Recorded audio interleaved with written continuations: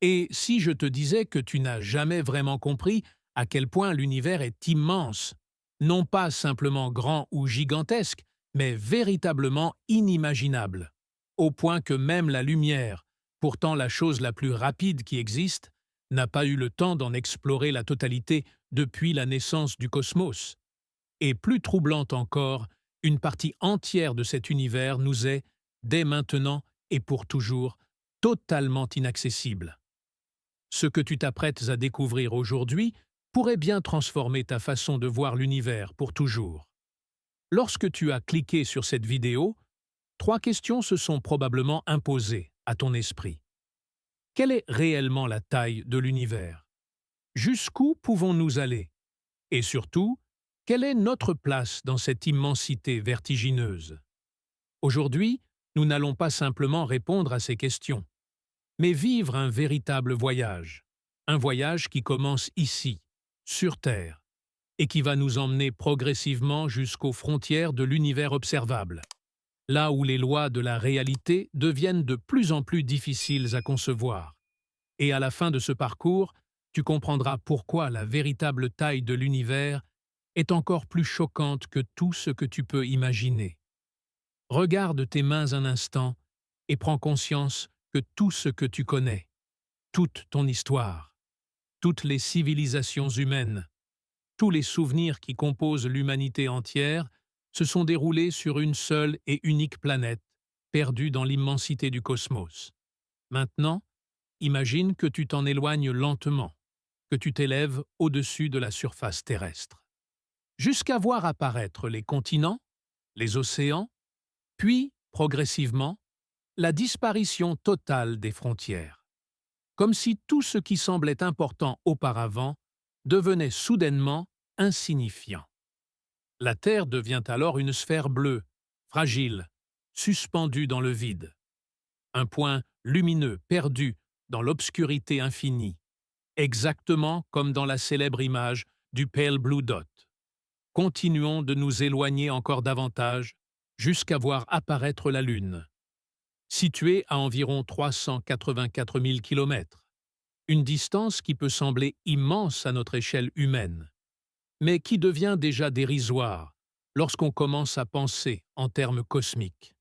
Si la Terre était réduite à la taille d'une balle de basket, la Lune ne serait qu'à quelques mètres de distance, ce qui donne une idée du vide gigantesque qui sépare les objets dans l'espace. Mais poursuivons ce voyage, car ce que nous venons de voir n'est encore qu'un début. En reculant davantage, la Terre disparaît presque complètement, et une lumière intense finit par dominer notre champ de vision. Le Soleil, une étoile colossale représentant à elle seule plus de 99% de la masse de tout notre système solaire, située à environ 150 millions de kilomètres. Le Soleil semble proche à l'échelle astronomique, et pourtant, sa lumière met plus de 8 minutes à nous atteindre. Ce qui signifie que chaque fois que tu regardes le Soleil, tu observes en réalité une image du passé. Et si, par un scénario impossible, le Soleil venait à disparaître instantanément? Nous continuerions à le voir briller pendant plus de 8 minutes, tandis que la Terre continuerait sa trajectoire comme si rien n'avait changé, avant que la réalité ne nous rattrape brutalement. En poursuivant notre voyage, nous dépassons Mars, puis Jupiter, une planète si massive qu'elle pourrait contenir toutes les autres réunies, avant de croiser Saturne et ses anneaux spectaculaires, puis Uranus et Neptune, qui marquent la limite des planètes connues. Mais contrairement à ce que l'on pourrait croire, nous n'avons toujours pas quitté le système solaire, car au-delà des planètes s'étend une région presque invisible et pourtant gigantesque. Le nuage de Oort, une immense sphère composée de milliards, voire de trillions d'objets glacés. Vestige de la formation du système solaire, dont certains n'ont peut-être jamais été éclairés par le Soleil depuis des milliards d'années. Cette structure pourrait s'étendre jusqu'à près de 2 années-lumière, ce qui signifie que même après avoir dépassé toutes les planètes, nous restons encore enfermés dans une bulle gravitationnelle dominé par notre étoile. À cette échelle, notre système solaire n'est déjà plus qu'un point insignifiant, perdu dans l'immensité du cosmos, et pourtant, nous n'avons même pas encore quitté notre voisinage immédiat. En avançant encore, la lumière du Soleil devient de plus en plus faible, jusqu'à n'être qu'une étoile parmi d'autres, et progressivement, son influence disparaît totalement. C'est à ce moment précis que nous entrons dans l'espace interstellaire, une région où le vide est presque absolu, où la température chute à des niveaux extrêmes et où le silence est total. C'est dans cet environnement que voyage actuellement Voyager 1, la sonde la plus éloignée jamais envoyée par l'humanité. Lancée en 1977 et portant avec elle un disque d'or contenant des sons, des images et des messages destinés à d'éventuelles formes de vie extraterrestres. Et pourtant, malgré des décennies de voyage à une vitesse vertigineuse à l'échelle humaine, Voyager 1 n'a parcouru qu'une fraction insignifiante de la distance qui nous sépare des étoiles les plus proches. Prenons justement cette destination, Alpha Centauri, le système stellaire le plus proche du nôtre, situé à environ 4,4 années-lumière. Cette distance peut sembler faible comparée aux dimensions de l'univers. Mais si tu devais t'y rendre avec nos technologies actuelles, il te faudrait plus de 60 000 ans pour y parvenir, ce qui dépasse largement toute l'histoire de la civilisation humaine. À ce stade, une réalité devient évidente. Même notre voisin cosmique le plus proche est pratiquement inaccessible, ce qui signifie que l'exploration de l'univers est, pour l'instant, bien plus limitée que ce que l'on imagine. Mais ce que nous avons vu jusqu'ici n'est encore rien comparé à ce qui nous attend. Nous entrons maintenant dans une structure bien plus vaste. La Voie lactée, notre galaxie, une immense spirale contenant entre 100 et 400 milliards d'étoiles, chacune pouvant être entourée de planètes et peut-être même de formes de vie. Cette galaxie s'étend sur environ 100 000 années-lumière, ce qui signifie qu'un rayon lumineux mettrait 100 000 ans pour la traverser d'un bout à l'autre.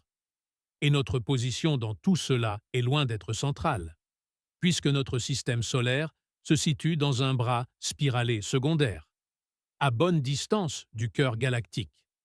Ce qui fait de nous un point totalement ordinaire dans une structure extraordinairement vaste.